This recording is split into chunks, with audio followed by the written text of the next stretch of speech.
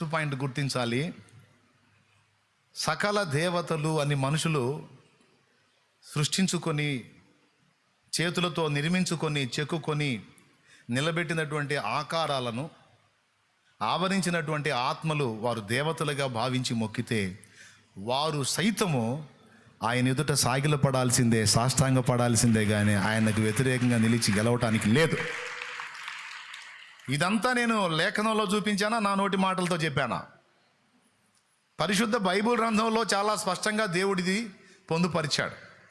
ఇప్పుడు మీరందరూ కలిసి చెప్పండి, మనం పాడే పాట తప్ప? ఈ లోక దేవతలన్నీ ఆయన ముందరా, ఈ లోక దేవతలన్నీ ఆయన ముందరా, సాగిలపడి నమస్కరించి గడగడలాడును, సాగిలపడి నమస్కరించి